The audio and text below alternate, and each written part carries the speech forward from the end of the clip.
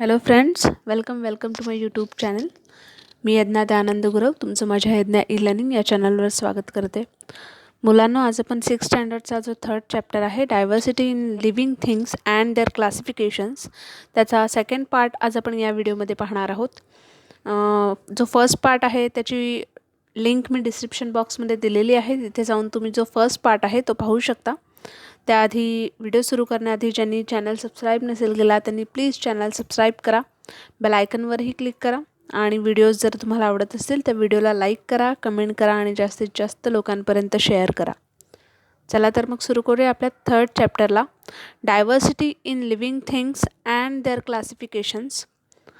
जो पार्ट 1 होता त्यामध्ये आपण डायव्हर्सिटी इन प्लांट्सचे जे प्लांट कशा प्रकारे तयार होतं, म्हणजे त्याचे पार्ट्स कोणकोणते आहेत, फ्रूट, फ्लावर, रूट, स्टीम, हे आपण पाहिले. त्याच्यानंतर आपण क्लासिफिकेशन्स ऑफ प्लांट पाहिलं. त्यात आपण श्रब, वाईन्स, हर्ब्स अशा प्रकारचं जे क्लासिफिकेशन होतं ते आपण पाहिलं.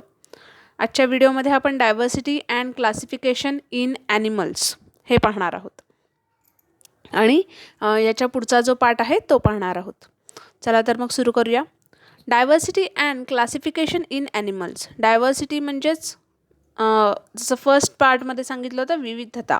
Okay, so diversity and classification in animals. क्लासिफिकेशन्स म्हणजेच वर्गीकरण, म्हणजेच प्राण्यांमध्ये जे काही आपल्याला वेगवेगळे प्राणी दिसतात त्यांच्यामध्ये जसे व्हरायटी दिसतात, जसे विविधता दिसते त्यांच्यामध्ये आणि त्यांचं वर्गीकरण कशा प्रकारे होतं तर ते आपण पाहणार आहोत. Different animals have developed different shapes to survive in the environment. वेगवेगळे जे ॲनिमल आहेत त्या वेगवेगळ्या ॲनिमल्सना त्यांचे आकार जे आहेत ते सुद्धा वेगवेगळे आहेत. या एन्व्हायरमेंटमध्ये त्यांना ते सर्वाईव्ह करण्यासाठी, म्हणजे त्यांना टिकून राहण्यासाठी हे सगळं त्यांचा जो आकार आहे किंवा त्यांचा जो शरीराचा आकार आहे, शेप आहे, त्यांची रचना आहे, ही सगळी त्याप्रमाणेच ती केलेली आहे. There is a great variety in the body structure of animal too. त्यांचं जे बॉडी स्ट्रक्चर आहे, त्यांची जी शरीर रचना आहे, यातही आपल्याला वेगवेगळ्या व्हरायटी ज्या आहेत त्या दिसून येतात. The amoeba that cannot be seen with our eyes, the huge elephant, the small snail, the fish that swim in water, a kite that flies high in the sky, butterflies that flit around flowers, a house lizard that crawls on a wall are all animals. Each has different characteristics. आता इथे त्यांनी काय सांगितलंय तर आपण बघतो आपल्याला डोळ्यांनी न दिसणारा जो अमिबा आहे तो किती सूक्ष्म असतो, बरोबर. नंतर एकदम मोठा असा आकाराने असलेला हत्ती. त्याच्यानंतर त्यांनी सांगितलंय गोगलगाय आपली. ओके, स्नेल म्हणजेच काय तर गोगलगाय बघितली असेल ना सगळ्यांनी. नंतर फिश इन वॉटर, पाण्यात जो मासा पोहतो तो. आकाशात जे उंच भरारी घार घेते, काईटला घार असं म्हणतात. ओके, सो त्याच्यानंतर त्यांनी सांगितलं आपल्याला बटरफ्लाय, आपलं फुलपाखरू. आणि याचप्रमाणे जे इतर कीटक जे आहेत, जसं त्यांनी लिझार्ड सांगितलं. लिझार्ड म्हणजेच पाल. ओके, भिंतीवर सरपटणारी पाल. हे सगळे काय आहेत तर हे सगळे प्राणी आहेत आणि ह्याच्यात आपल्याला वेगवेगळी जी वैशिष्ट्ये आहेत त्यांची ती आपल्याला दिसून येतात त्यांच्यामध्ये. Animals have body parts like a head, a neck, a torso, a tail and limbs for movement. जे प्राणी आहेत त्यांना हालचाल करण्यासाठी कोणकोणते अवयव असतात तर डोकं असतं, मान असतं, नंतर त्यांचं टॉर्सो म्हणजेच धड, जे आपण शरीर म्हणतो ना धड ते. ओके, देन टेल त्यांचं शेपूट जे असतं, देन लिम्स त्यांचे हातपाय जे आहेत ते. ओके, हे सगळे जे अवयव आहेत याच्या थ्रू ते काय करतात, मूवमेंट करतात. They have various organ systems which carry on various functions inside their body. In this respect to there is a lot of diversity in animals. आणि त्यांच्या शरीरातली जी विविध क्रिया आहे ती करण्यासाठी त्यांच्याकडे वेगवेगळे जे आपण इंद्रिय म्हणतो ना, इंद्रिय संस्था, ह्यासुद्धा त्यांच्याकडे असतात, बरोबर. आणि आज आपण हेच या व्हिडिओमध्ये पाहणार आहोत. Okay, can you tell What are the differences in the body structure of animals like a snake, lizard, a tiger, a fish, an eagle, a hen, a crab, a housefly, an earthworm, a crocodile, and a grasshopper? आता त्यांनी काय सांगितलंय की वेगवेगळ्या प्रकारचे जे त्यांच्या शरीर रचना आहेत हे तर आपण बघितलंच आहे. मग तसंच तुम्ही साप बघितला का? तर सापाची कशी रचना असते, त्याच्यानंतर लिझार्ड पाल जी आहे ती बघितली का? ओके. देन टायगर वाघ जो आहे तो, नंतर फिश मासा, ईगल म्हणजेच गरुड जो आहे, हेन कोंबडी आहे, क्रॅब खेकडा, देन हाऊसफ्लाय म्हणजेच माशी जी असते ना ती, देन अर्थवॉर्म गांडूळ जे आहे, क्रोकोडाईल मगर, बरोबर, आणि ग्रासोफर. ओके. ग्रासोफर म्हणजेच आपण टोळ म्हणतो ना, टोळ हा कीटकांच्या कॅटेगरीमध्ये येतो, सो त्याला आपण ग्रासोफर असं म्हणतो. ओके. सो या सगळ्यांची रचना जी आहे शरीराची ती तुम्ही बघितली असेल कशी असेल ती. आपल्याला इथे इमेजमध्येही दिसतंय. टायगर बघू शकता तुम्ही, क्रॅब बघू शकता इमेजमध्ये, मासा आपल्याला दिसतोय, राईट, क्रोकोडाईल दिसतंय, बरोबर. त्याच्यानंतर इथे आपल्याला बर्ड जो आहे तो दिसतोय, गोगलगाय दिसते इथे आपल्याला. ओके. सो या सगळ्यांच्या रचना ज्या आहेत त्या कशा आहेत हे आपल्याला इथे दिसून येते. We see a variety in animals with respect to their food as well. Since animals depend on others for their food, they are found in places where food is available. आता आपण प्राण्यांमध्ये त्यांचं जे अन्न आहे यातही आपण वेगवेगळ्या व्हरायटीज बघितल्यात. म्हणजे काही प्राणी जे आहेत ते ग्रास खातात, गवत खातात, तर काही प्राणी जे आहेत ते दुसऱ्या प्राण्यावर अवलंबून असतात, म्हणजे ते त्यांचं अन्न असतं, राईट, ते दुसऱ्या प्राण्यांना खातात, बरोबर. So since animal depend on others for their food, they are found in places where food is available. जसं प्राणी हे जेव्हा इतरांवर अवलंबून राहायला लागले अन्नासाठी, तेव्हा ते कुठे आपल्याला आढळू लागले, तर जिथे ते अन्न उपलब्ध आहे अशा ठिकाणी, बरोबर. Then different animals have different methods of obtaining and eating food. This too leads to differences in their body structure. Okay. म्हणजेच काय तर प्राण्यांचं अन्न मिळवण्याच्या आणि अन्न ग्रहण करण्याची म्हणजे अन्न खाण्याची पद्धतसुद्धा वेगवेगळी आहे, बरोबर. आणि त्यामुळे सुद्धा त्यांच्या जी शरीर रचना आहे त्यात आपल्याला डिफरन्स जो आहे, फरक जो आहे तो दिसून येतो. ओके. नाव ट्राय धिस. आता त्यांनी काय सांगितलं आहे, observe the animals in your surroundings, make a list of their names, complete the following table on the basis of the information obtain and discuss it in the class. आता त्यांनी इथे आपल्याला सांगितलं आहे आपल्या सराउंडिंगमध्ये आपल्या अवतीभोवती जे काही प्राणी आहेत त्यांचं निरीक्षण करा, त्यांची यादी तयार करा आणि त्यांची माहिती जी आहे ती पुढील तक्त्याप्रमाणे फिलअप करा. आता त्यांनी कॉलम जो आहे तो काय दिला, नेम ऑफ दी ॲनिमल, प्राण्याचं नाव आपल्याला लिहायचं आहे. व्हॉट इज देअर फूड, त्यांचं अन्न काय आहे. How do they eat it, म्हणजे अन्न जे आहे ते कसे खातात. वेअर डू दे लिव्ह, ते कुठे राहतात. The special feature that you found, त्यांच्यामध्ये कोणतं तुम्हाला स्पेशल असं वैशिष्ट्य दिसलं ते तुम्हाला इथे लिहायचं आहे. ओके. सो हा तक्ता जो आहे तो तुम्ही पूर्ण करायचा आहे. Then you will not see all animals in your own surrounding, तुम्हाला सर्वच प्राणी हे तुमच्या अवतीभोवती दिसतील का, तर नाही. Okay. Why is it so, असं का होतं. Which are the other animals that you know of but have not seen. Collect information about them using the about table. Take the help of website like www.earthlife.net, www.discovery.com, then www.seaworld.org, www.kidsgowild.com, www.worldwildlife.org, www.nationalgeography.com. आता इथे काही आपल्याला website दिलेत, हे तुम्हाला internet through तुम्ही हे करू शकता. सो इथे ह्या ज्या वेबसाईट आहेत त्या प्रत्येक वेबसाईटवर जाऊन तुम्ही जी प्राण्यांबद्दल वेगवेगळी माहिती आहे ती तुम्ही मिळवू शकता. जसं टायगर जर आपण उदाहरण घेतलं तर टायगर आपल्या अवतीभोवती आपल्याला सतत आढळतो का, तर नाही आढळत, राईट. सो जर टायगरची आपल्याला इन्फॉर्मेशन हवी असेल तर तुम्ही या सगळ्या वेबसाईट ज्या आहेत त्यांच्यापैकी एखाद्या वेबसाईटवर जाऊन त्याची माहिती जी आहे ती घेऊ शकता. देन आता पुढे त्यांनी काय सांगितलं आहे, ट्राय धिस, आणखीन एक कृती त्यांनी सांगितलं आहे. Take a drop of water from a puddle and place it on a glass slide. Observe it under a microscope. What do you see? When a drop of water from a puddle is seen under a microscope, innumerable microbes can be seen moving about in it. You will see the continuously moving amoeba. The paramecium is also a unicellular animal like the amoeba. A horse, a bear, a tortoise are multicellular animals. आता त्यांनी काय सांगितलं, आपल्याला एक पाण्याचा थेंब घ्यायचा आहे. ओके, आणि तो एका काचेची जी पट्टी आहे त्याच्यावर ड्रॉपरच्या सहाय्याने वगैरे तो त्या काचेच्या पट्टीवर आपल्याला ठेवायचं आहे. आणि जे मायक्रोस्कोप असतं, सूक्ष्मदर्शक जे आहे इथे इमेजमध्ये आपल्याला दिसतंय, तशा प्रकारचे सूक्ष्मदर्शक घेऊन ते आपल्याला त्या थेंबाचं निरीक्षण करायचं आहे. ओके, तर तुम्हाला काय दिसेल, तर पाण्याच्या त्या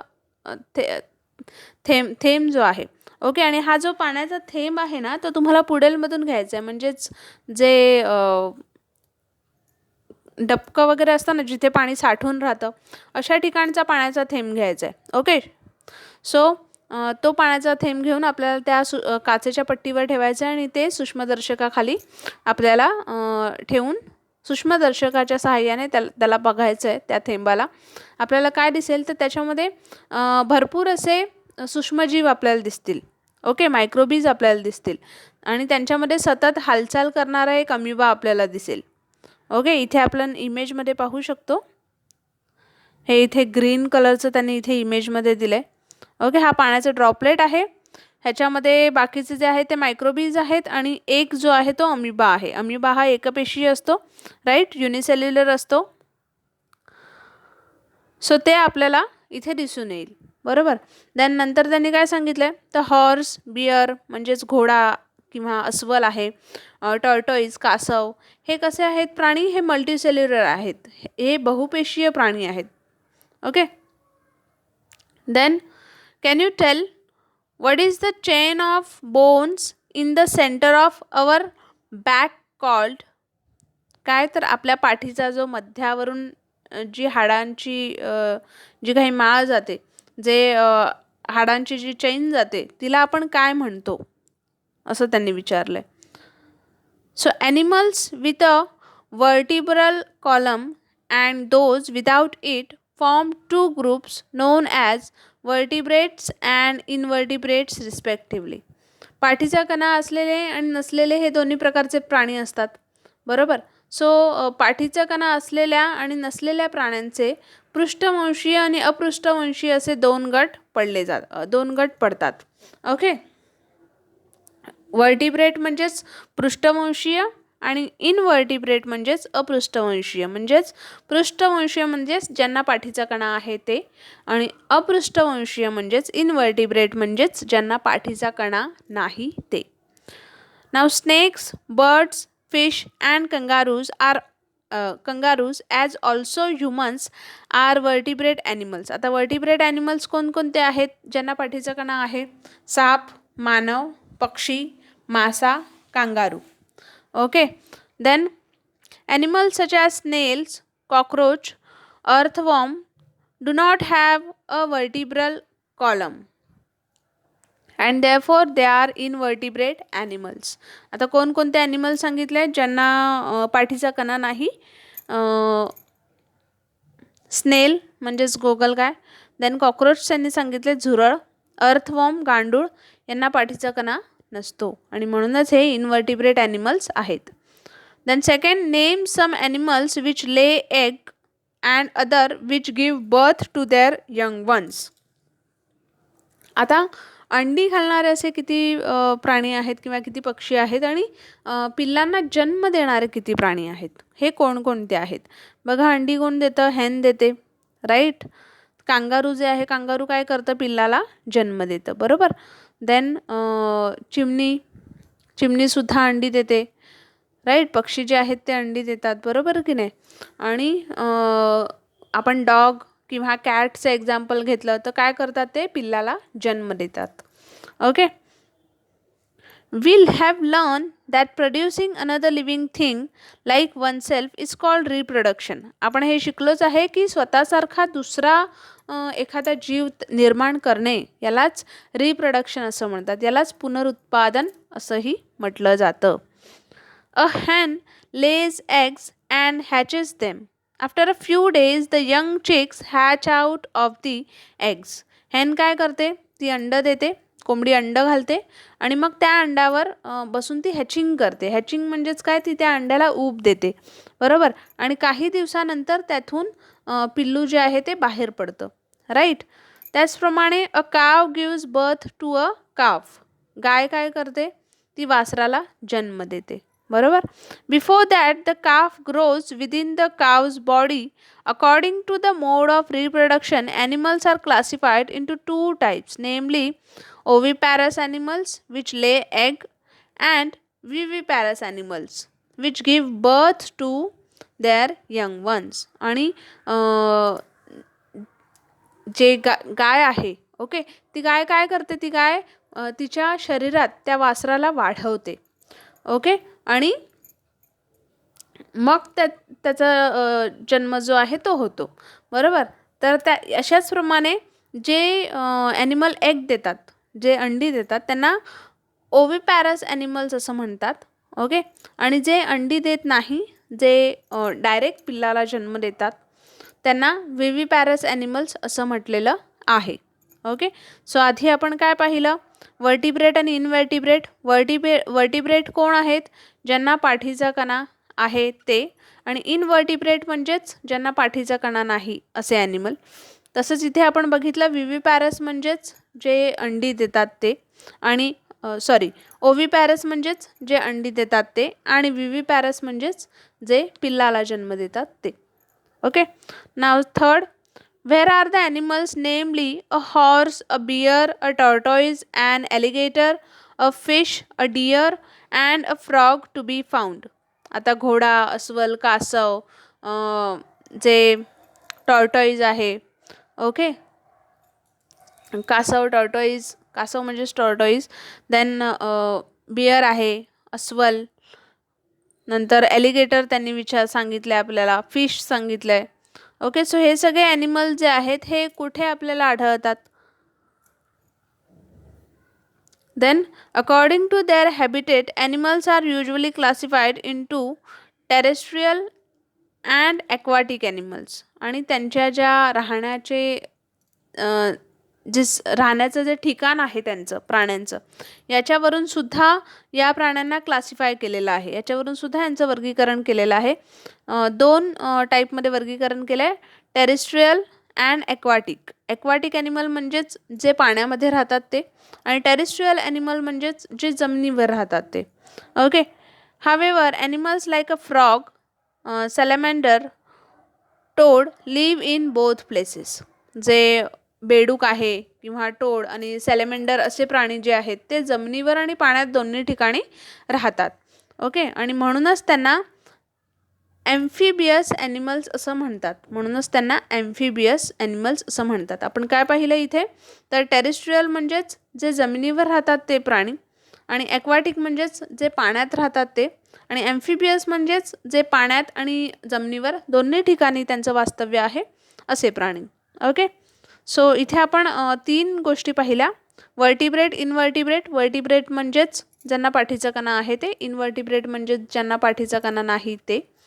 देन ओविपॅरस आणि विविपॅरस. ओविपॅरस म्हणजे जे अंडी देतात ते, विविपॅरस म्हणजे जे पिल्लाला जन्म देतात ते. त्याच्यानंतर इथे आपण थर्ड कॅटेगरी पाहिली, टेरेस्ट्रियल अँड ॲक्वाटिक. टेरेस्ट्रियल म्हणजेच जे जमिनीवर राहतात ते, आणि ॲक्वाटिक म्हणजेच जे पाण्यात राहतात ते. आणि ॲम्फिबियस म्हणजेच जे दोन्ही ठिकाणी जमिनीवर आणि पाण्यात ज्यांचं असं वास्तव्य असतं असे amphibious animals, okay. A kite, an eagle, a crow, a butterfly, a honey bee, all flies in the air.